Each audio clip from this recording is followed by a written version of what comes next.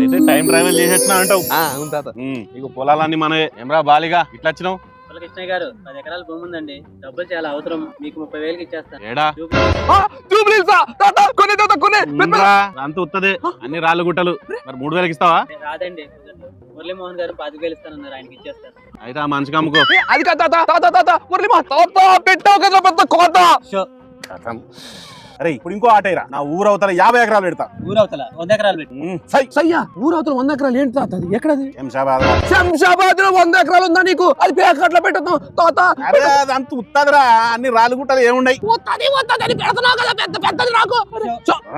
అరే మనోడా 100 ఎకరాల కాగితాలు పడకరా. రేయ్ కిష్టయ్య పరువురా.